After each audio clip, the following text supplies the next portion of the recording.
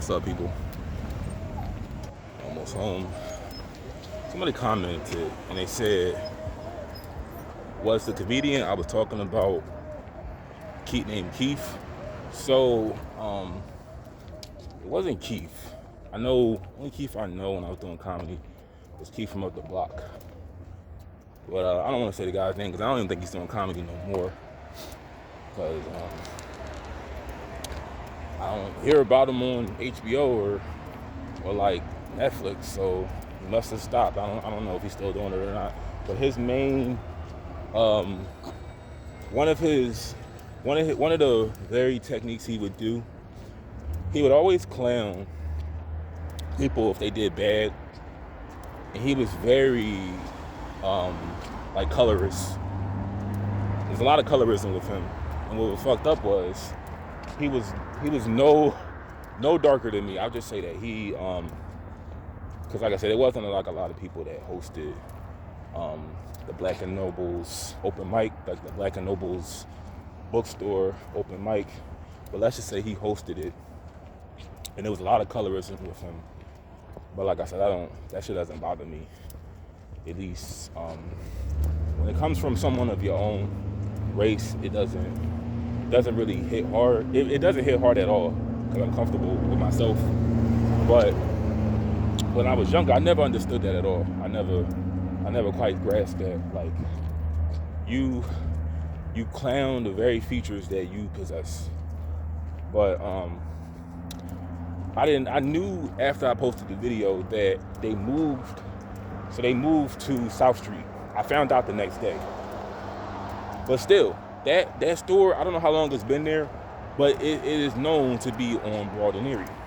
It's like Max Steaks moving somewhere else and somebody else taking over that street. Like, you're known to be at this location and you probably gotta move because the price of I don't know, the property tax is probably too fucking high, whatever the case is. I feel like the people of that community should come together and make sure they don't have to move. Like, say, like Joe Frazier's Gym. That shit should have, like, the black community should have saved Joe Frazier's Gym from going into foreclosure. Real rap. They should have saved that gym. Now, not that I felt like it was, when I was coming up, I don't feel like it was really doing anything. But still, that's an historical landmark right there. And it ain't shit now. It was a furniture store, and now it's just a vacant building. But this is my point I'm making. The community needs to start putting their money into. You see all these factories that are just like sitting there, abandoned, buildings abandoned. The community needs to come together, put the money together, and start businesses in the community so we can stop going out the city, going downtown to work. I feel everything you need, every business, every type of service you need, or any job that you got to do should be within your house, walking distance. So everybody else has that privilege of working for their own. We're the only people that don't have that privilege. And like I said, when you're like me, I don't want to deal with the politics that come with, because like I said, I can't do something like what I do forever, but I would do something like this to avoid the politics that come with the workplace. I would do this every day just to avoid it. And I told y'all, black men are, like I said, black men and then black women, mostly black men, we deal with the most shit at these jobs. Where the last one's hired, first one's fired.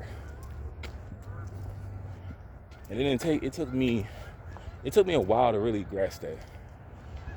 But what I'm willing to say in this video is, I really feel like the community, like the black community of Philly that I grew up on, it's no longer a thing. The barbershop I went to as a kid, gone. Multiple stores Not just fast food chains, but multiple stores that were around when I was a kid gone. Everything is gone. Everything that I drove, that I ride past, that I saw as a kid is gone now. But they're gentrifying Philly.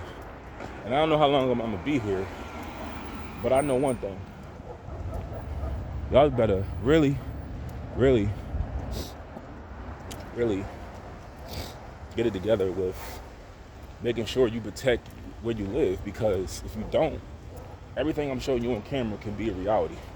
Because I predict in 20 years, I'm not going to say 10, but in 20 years from now, North Philadelphia will be all white. We said this, we had this conversation 18 years ago. We said, I was like 12, my brother was like 14. We said that Temple's going to take over North Philly, and they're taking over it right. They're doing that right now. This is before my grandfather died. My grandfather lived here. He migrated here, I believe, in the 50s. He's from South Carolina. He came here in the 50s, and he saw everything, all the changes. He saw the changes. He died in 2009, right after Obama was elected. He died the following. He died in March. His anniversary is coming up in a couple days, but he saw the changes. He witnessed. He was around during Move. He was around when Frank Rizzo was mayor. He was around when the Black Panthers were pretty prominent. Everything that happened in Philly from 1950s up until Obama being elected, he witnessed all that shit. And he said himself, they're going to take over North Philly. They're going to gentrify it. Because everybody that lives there, like I said, the shit that I see now, it's safe. Like, here's one thing I'll give Temple. It is safer walking, like doing deliveries at night there. Because I would never in a million years do deliveries and like North Philly, 12 o'clock at night. Fuck no. But it is safer. But it's like all of our culture, all of our history is pretty much erased now. Like the Adele, the Adele. That's on they call it the Civic Center, whatever the fuck you call that. What's the center on? It's around like 40th Street. I think they call it the Adele. It's like a hospital now, but it was a venue for like live performances. That shit is gone. There's a hospital now.